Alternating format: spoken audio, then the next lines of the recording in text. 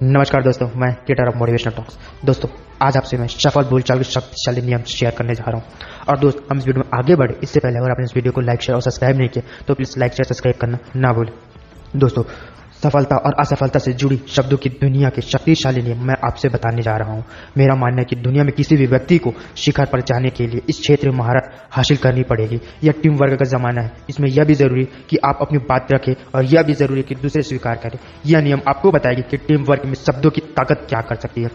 दोस्त, नए corporate culture में सीनियर जूनियर या बड़ा छोटा आदि श्रेणियां मायने नहीं रखती। सबको यह स्वतंत्रता है कि वे अपने विचार अभिव्यक्त करें। सारे लोग बिना किसी औपचारिकता के अपनी बात रखते हैं, तो अक्सर विचारों में टकराव हो जाता है। विचारों की विभिन्नता और बहस के बीच व्यक्ति को अपनी बात रखने की कला आनी चाहिए, जिससे तर्क भी सिद्ध हो जाए और किसी को व्यक्तिगत आघात भी ना हो। मेरा मानना है कि बहस की शुरुआत तो कोई भी मूर्ख कर सकता है, परंतु सकारात्मक अंत करने के लिए बेहद बुद्धिमत्ता की जरूरत होती है। सफल बोलचाल के मैं 5 शक्तिशाली नियम आपको दूसरों के सामने बिना विवाद खड़ा किए अपनी बात रखने का रास्ता बताऊंगा। दोस्त, पहला, बोलने से पहले सोचिए। सुनने में कितनी सरल लगती है ये बात, ऐसा लगता है कि आखिर इस उपदेश में नया क्या है। मैं तो दुनिया में अधिकांश विवाद और स्कैंडल इसलिए होते हैं क्योंकि इंसान भावावेश या लापरवाही में ऐसी बात कहा जाता है जो नहीं कहनी चाहिए थी। गुस्से में, विवाद के दौरान या मजाक में अक्सर शब्द मुंह से पहले निकलते हैं और दिमाग बाद में सोचता है। ब्रिटेन की reality show big brother show में भारतीय अदाकारी शिल्पा शेट्टी पर नस्लवादी टिप्पणी करने वाली जेड गुडी ने यह स्वप्न भी नहीं सोचा होगा कि ऐसा भयंकर प्रतिक्रिया आएगी। हो सकता है कि वो नस्लवादी विचारधारा ना रखती हो, लेकिन उसके चंद शब्दों ने उसकी दुनिया ही खत्म कर दी। क्या जेड गुडी बुद्धिमान नहीं थी? क्या उसे जानकारी नहीं है कि बोलने से पहले सोचना चाहिए? क्या उसे नहीं मालूम कि दुनिया के करोड़ों लोग बिग ब्रदर शो देख रहे हैं? वो सब कुछ जानते थे, फिर भी गलती हो गई। शब्द मुंह से निकल गया, अब किसी भी हाथ में वो वापस नहीं लौट सकता।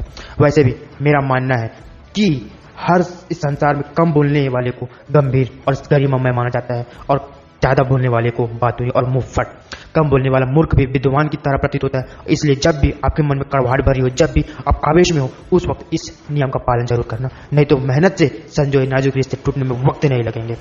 दूसरा, गलती हो जाए तो तुरंत स्वीकार कीजिए। यदि किसी कार्य के दौरान या बातचीत के दौरान कोई गलती या कोई गलत तथ्य आपके मुंह से निकल जाए, कोई गलत शब्द आप लापरवाही में कह रहे, कोई गलत संबोधन आप अज्ञानता में दे रहे, तो तुरंत स्वीकार कर ले। अक्सर इंसान जब कोई गलती करता है तो उसके बाद फिर वह 3 गलती और करता है। पहला, अपनी गलती छुपाता है। दूसरा, अपनी गलती पर बहस करता है। और तीसरा, अपनी गलती स्वीकार नहीं करता है। ऐसी परिस्थिति में वह प्रसंग या विवाद इलास्टिक की तरह खींच जाता है, जो काफी अपमान और नुकसान देता है। तुरंत माफी मांग लेना या स्वीकार कर लेना कायरता नहीं, बल्कि बहुत बड़ी बुद्धिमत्ता की निशानी है। आपका स्वीकार करना आपके अपमान के सारे दरवाजे बंद कर देती है।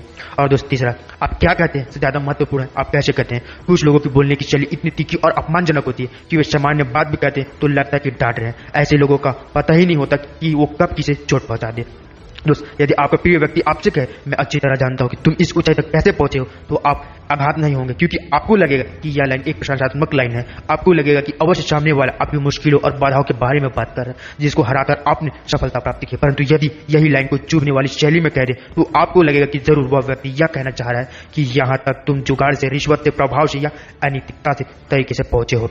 शब्द वही, परंतु पहले व्यक्ति के लिए आपके मन में आदर भाव बढ़ जाएगा और दूसरे व्यक्ति के लिए दुश्मनी का भाव। इसलिए यह जरूरी है कि हम मनत्व के अनुसार बोलने का तरीका भी सीखें। शब्दों में भावनाएं भी संप्रेषित होनी चाहिए।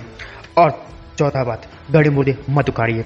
गरिमापूर्ण बहस करना सबके बस की बात नहीं है। लोग बहस में जीतने के लिए और अपनी बात सिद्ध करने के लिए पुराने मुद्दों को बीच में ले आते हैं। पुरानी बातें बीच में लाने से दूसरा पक्ष भी उत्तेजित हो जाता है और आपकी सही बातों को मानने से इंकार कर देता है। विवाद बढ़ जाता है और पुराने घाव हरे हो जाते हैं।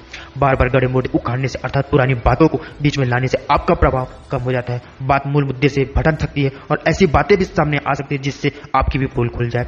बीते विवाद को उठाने वाले व्यक्ति को अपरिपक्व माना जाता है और कोई भी गंभीरता से उसकी बातें नहीं सुनता। इसलिए हर बहस वर्तमान में होनी चाहिए और वर्तमान में खत्म होनी चाहिए। ना उसमें पिछला दिन आना चाहिए और ना ही वो अगले दिन तक जानी चाहिए। 5वां, दूसरों को सहमत होने का अधिकार है। यदि आपके प्रियजन, आपके सहकर्मी या अन्य लोग आपकी बात से सहमत नहीं है, तो आपको उत्तेजित होने का कोई हक नहीं बनता। यदि दूसरे आपका विरोध कर रहे हैं तो आप तर्कपूर्ण ढंग से उन्हें समझाने का प्रयास करें। यदि वे फिर भी आपसे सहमत नहीं है तो उन्हें असहमत होने का पूरा अधिकार है। पति चाहता है कि पत्नी हर बात से सहमत हो, पिता चाहता है कि पुत्र हर बात से सहमत हो। यही अपेक्षा विवाद को जन्म देता है। बॉस नहीं चाहता कि कर्मचारी असहमत हो, वरिष्ठ यह उम्मीद करता है कि कनिष्ठ उससे सहमत हो। यदि जरा सा भी विरोध या असहमति दिखे तो वह व्यक्तिगत शत्रुता में तब्दील हो जाती है। इसलिए दूसरों की असहमति को सम्मान से स्वीकार कीजिए, उन्हें दबाइए मत, उन्हें छोटा या मूर्ख मत कहिए, उन्हें विचारों को व्यक्त करने दीजिए, क्योंकि तभी तो वे आपकी टीम का हिस्सा बन पाएंगे। क्योंकि यदि वे दो व्यक्ति एक साथ बैठे हैं और हर मुद्दे पर सहमत हो रहे हैं तो यह समझ लो कि सारा चिंतन उसमें से एक व्यक्ति कर ही रहा है और दूसरा मूर्ख है। और दोस्त, ये वीडियो आपको समझ में आया हो कि सफल वक्ता कैसे बने, तो प्लीज इस वीडियो को लाइक शेयर सब्सक्राइब करना ना भूलें। थैंक यू दोस्तों।